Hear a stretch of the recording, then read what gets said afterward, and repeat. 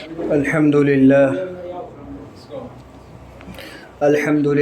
رب العالمين والصلاة والسلام على سيد الأنبياء والمرسلين وعلى آله وأصحابه أجمعين أما بعد. میرے پیارے دوستو، یہ مجلس بہت ہی اللہ کے نزدیک مبارک ہے، کیونکہ اس کی جو نسبت ہے وہ اختتام قرآن مجید ہے. اللہ رب العزت کا کلام مکمل ہوا ہے، پورا ہوا ہے، تو یہ مجلس اللہ کے نزدیک بہت ہی اونچی مجلس ہے، بہت اعلیٰ درجہ رکھتی ہے. تو دوستو بزرگوں، اصل مقصود کیا ہے؟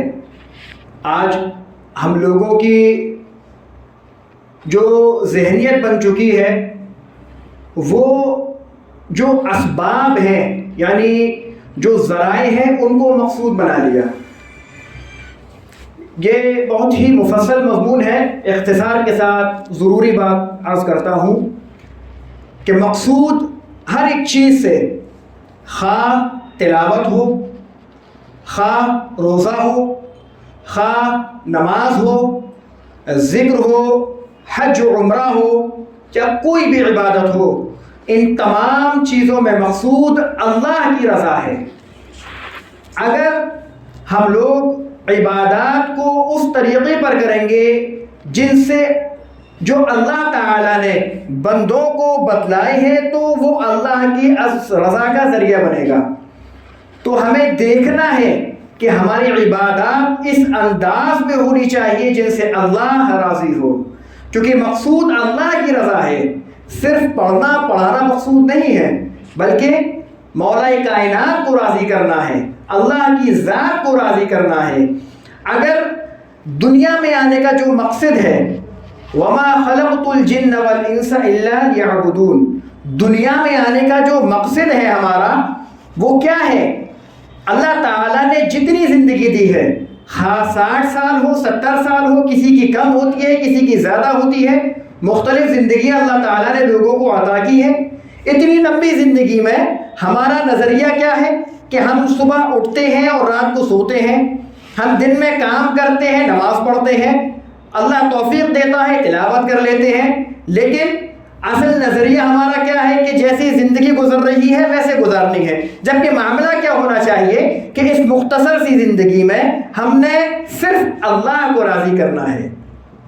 اور یہ ہمارے لیے ایک بہت بڑی شرف کی بات ہے کہ ہمیں راضی کرنے کی فکر صرف ایک معبود کو ہے. آپ باطل فرقوں میں جائیں، باطل ادیان میں جائیں، ان کے پاس گنتی نہیں ہے، انگنت خدا اور معبود ان لوگوں نے بنا رکھے ہیں. لیکن اسلام کا یہ حسن ہے کہ صرف ایک اللہ کو مانا. کس کو مانا؟ صرف ایک اللہ کو. اور یہی چاہا ہے کہ ساری زندگی، یعنی 60 سال کی زندگی میں ہمیں ایک اللہ کو راضی کرنا ہے. اب دیکھیں کتنے افسوس کی بات ہے، جہنم بھی بنی ہے، جنت بھی بنی ہے.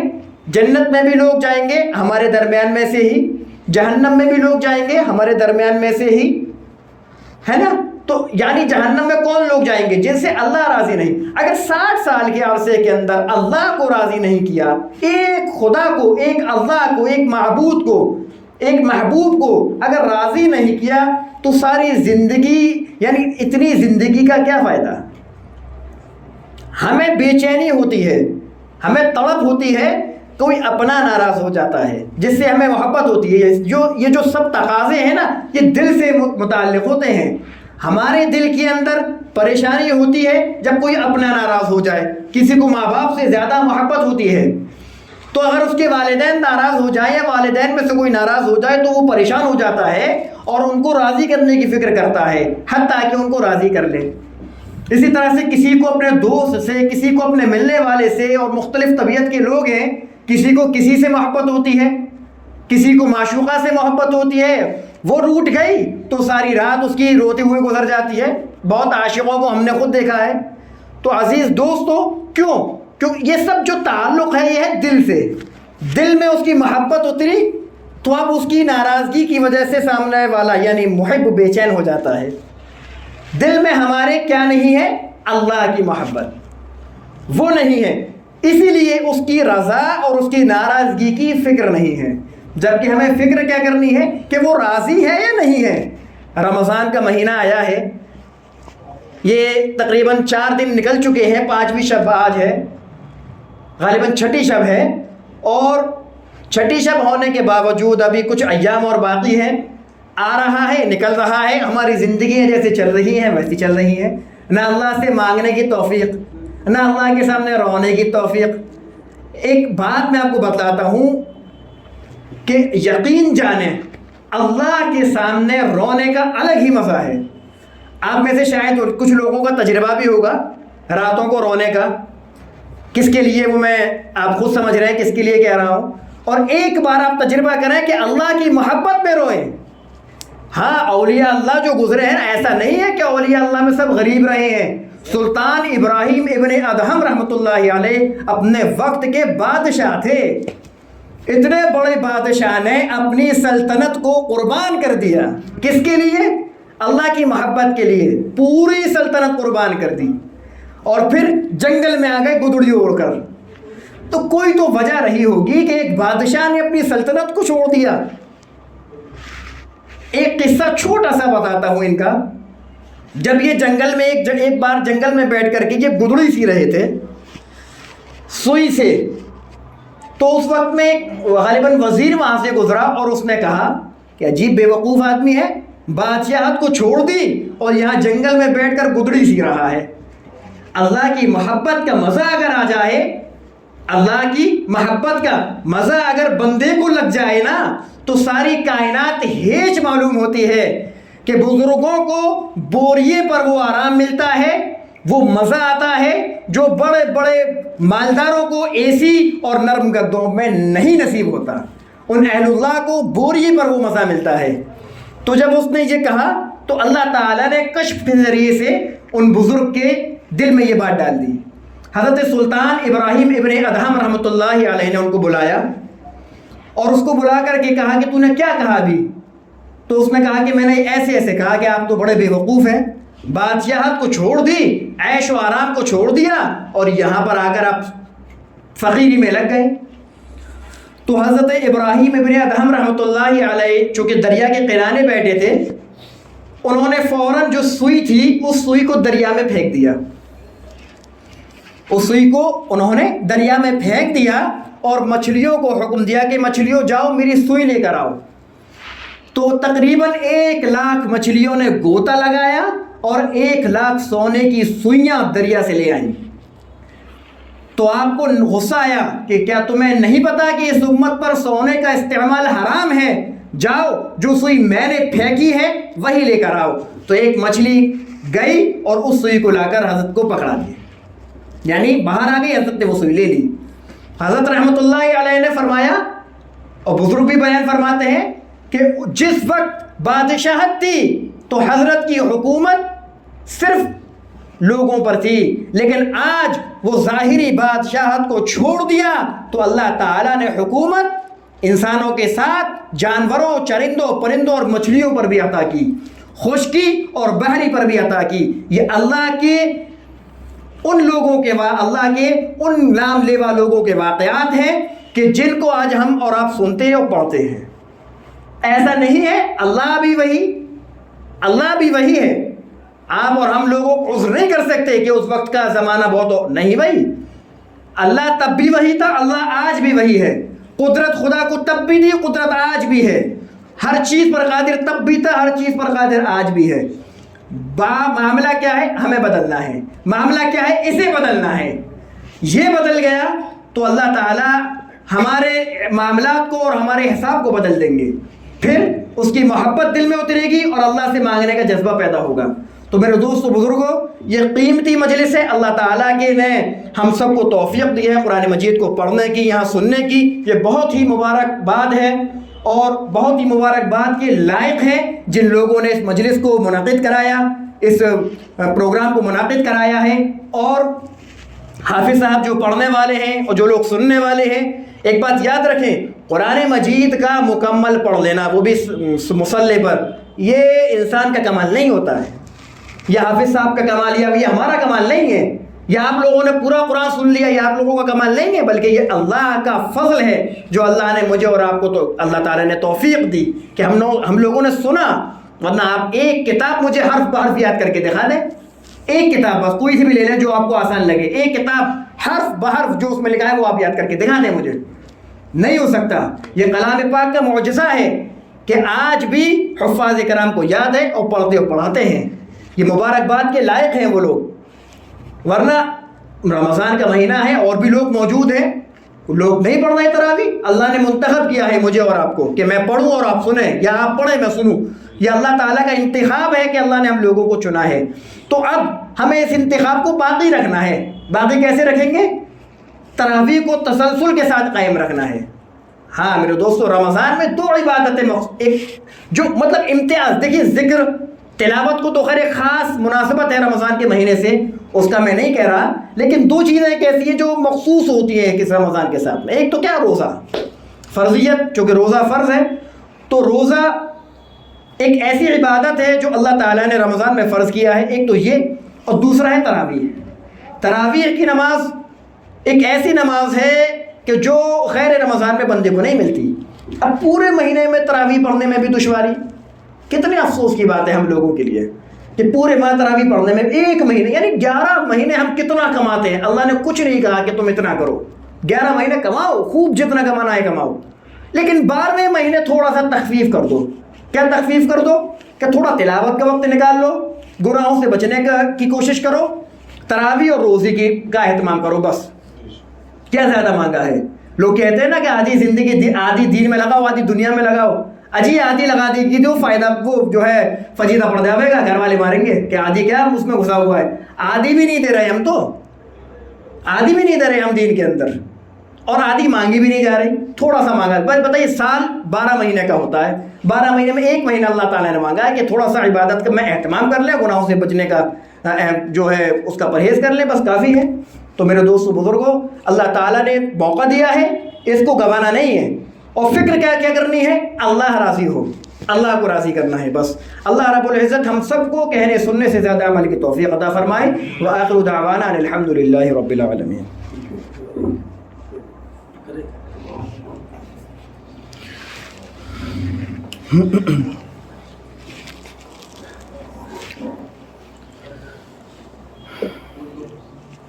الحمد للہ رب العالمین، الحمد للہ رب العالمین، الرحمن الرحیم، مالک یوم الدین، مالک یوم الدین۔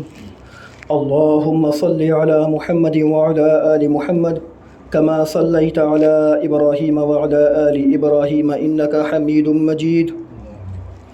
اللهم بارك على محمد وعلى آل محمد كما باركت على إبراهيم وعلى آل إبراهيم إنك حميد مجيد۔ يا الله يا رحمن يا رحيم، لا إله إلا الله الحليم الكريم، سبحان الله رب العرش العظيم، الحمد لله رب العالمين۔ أسألك موجبات رحمتك وعزائم مغفرتك والغنيمة من كل بر وسلامة من كل إثم، لا تدع لي ذنبا إلا غفرته يا أرحم الراحمين، ولا هما إلا فرجته، ولا حاجة هي لك رضا إلا قضيتها يا أرحم الراحمين۔ اللهم ألهمني رشدي وأعذني من شر نفسي، اللهم ارحمني بترك المعاصي ولا تشقني بمعصيتك۔ اے اللہ، اے اللہ، اے اللہ، ہم گناہ گار ہیں، خطا وار ہیں، سیاہ کار ہیں، اے اللہ تیرے مجرم ہیں، اقراری مجرم ہیں، اے اللہ آپ کے سامنے حاضر ہیں، اپنے جرموں کا اعتراف کر رہے ہیں، اپنی خطاؤں کا اعتراف کر رہے ہیں۔ اے اللہ بے شک تو جانتا ہے کہ ہم نے دن کے اجالوں میں کیا کیا گناہ کیے ہیں، تو جانتا ہے ہم نے رات کی تنہائی میں کیا گناہ کیے ہیں، رات کے اندھیرے میں کیا گناہ کیے ہیں۔ اے اللہ تو باخبر ہے ہمارے ہر ایک گناہ سے۔ اے اللہ تو قادر مطلق ہے، تو گناہوں پر پکڑ بھی کر سکتا تھا، عین گناہ کے وقت تو ہمیں سزا دینے پر قادر تھا، لیکن میرے خدا تو کریم ذات ہے، تو کریم ذات ہے، تیری رحمت تیرے غضب پر بڑھی ہوئی ہے۔ تو نے شان رحیمی کا مظاہرہ کیا، شان کریمی کا مظاہرہ کیا۔ اے اللہ آپ نے اپنی کریمی کی وجہ سے ہم لوگوں کو موقع دیا ہے۔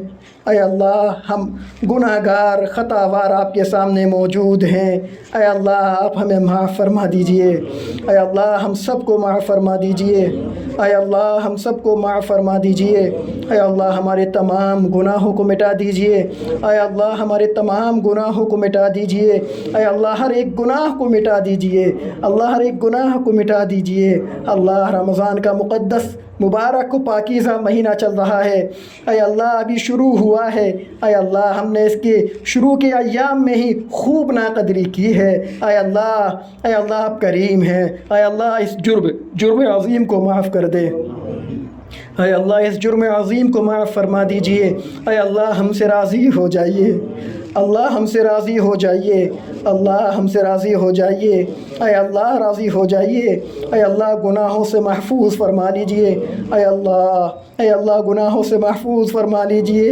اے اللہ گناہوں سے محفوظ فرما لیجئے۔ اے اللہ اوپر سے نیچے سے دائیں بائیں ہر سمت سے حفاظت فرما لیجئے۔ اے اللہ بچہ پریشان ہوتا ہے ماں باپ کی طرف جاتا ہے، بندہ پریشان ہوتا ہے پروردگار کی طرف آتا ہے۔ اے بے کسوں کی دستگیر، اے خالی جھولیوں کو بھرنے والے، اے ٹوٹے دلوں کو تسلی دینے والے، میں آپ کے سامنے اپنے دامن کو پھیلایا ہے۔ اے اللہ آپ سے ہی مانگتے ہیں ہماری جھولیوں کو بھر دیجئے۔ اے اللہ ہماری جھولیوں کو بھر دیجئے۔ اے اللہ یقیناً نالائقی ہے اتنی بڑی عمر میں آپ کو راضی نہ کر پائے۔ اے اللہ یہ سب معاملہ دل کا ہے۔ اے اللہ ہمارے دل سیاہ پڑ چکے ہیں۔ اے اللہ ہمارے دل سخت ہو چکے ہیں۔ اے اللہ ہم پر اثر نہیں کرتا کہ آپ راضی ہیں یا آپ ناراض ہیں۔ اے اللہ ہم پر اثر نہیں کرتا کہ آپ راضی ہیں یا ناراض ہیں۔ یا اللہ وقتی حالات آتے ہیں، آپ یاد آ جاتے ہیں، وہ حالات اٹھ جاتے ہیں، آپ کی یاد ختم ہو جاتی ہے۔ اے اللہ آپ کے سامنے موجود ہیں۔ اللہ آپ کو تو قدرت ہے، ہم ایک گناہ کی حالت میں بیٹھے ہیں، آپ چاہے تو ہارٹ فیل کر سکتے ہیں اور ہم مر سکتے ہیں اور پھر جہنم بھی مل سکتی ہے، آپ چاہے تو فالج ہو سکتا ہے، لیکن میرے مولا آپ کی نعمتیں موسلا دھار بارش کی طرح برس رہی ہیں۔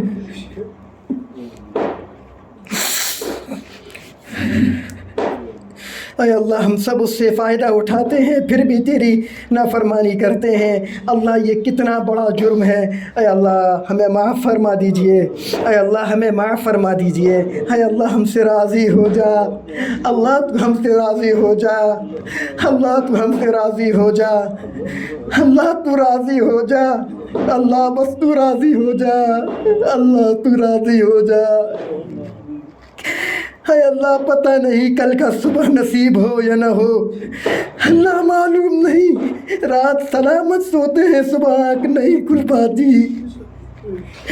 اے اللہ ایسا نہ ہو کہ ناراضگی کی حالت میں تیرے پاس حاضر ہو جائے۔ اے اللہ راضی ہو جا۔ اے اللہ تو راضی ہو جا۔ میرے اللہ کوئی زیادہ معبود نہیں۔ اے اللہ مجھ پر لعنت ہوگی اگر میں تجھے خدا کو راضی نہ کر پایا۔ اے اللہ دنیا کا سائل اگر ایک در پہ نہیں ملتا ہے تو وہ دوسرے پہ چلا جاتا ہے۔ اے اللہ دوسرے پہ نہیں ملتا وہ تیسرے پہ چلا جاتا ہے۔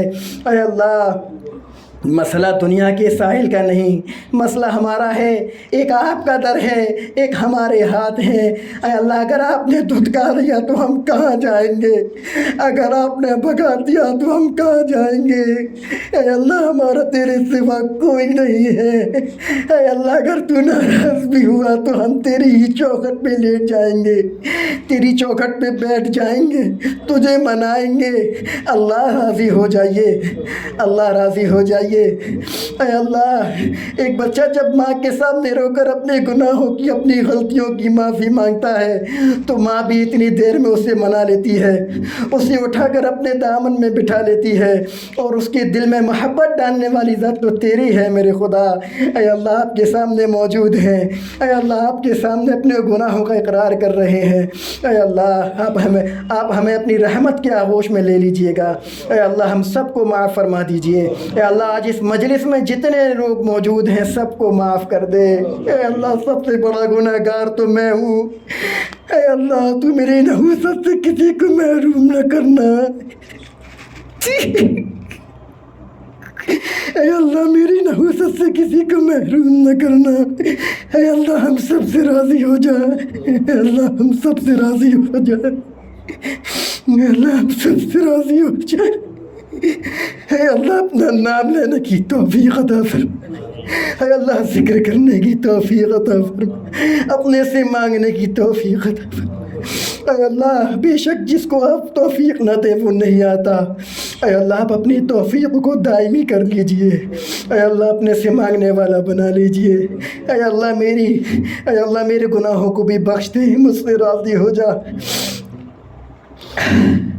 اے اللہ آئندہ گناہوں سے محفوظ زندگی عطا فرما۔ اے اللہ جو قرآن مجید پڑھا گیا ہے اس کے پڑھنے کو قبول فرما، اے اللہ اس کے سننے کو قبول فرما، جو غلطیاں ہوئی ہیں ان کو معاف فرما۔ اے اللہ اپنے فضل سے معاف فرما، اپنی رحمت کی نظر فرما۔ اے اللہ اس مجمع پہ اپنی رحمت کی نظر فرما۔ اے اللہ رحمت کا عشرہ چل رہا ہے، اے اللہ رحمت کا معاملہ فرما دیجئے۔ اے اللہ اس مجمع پر رحمت کی نظر ڈال دیجئے۔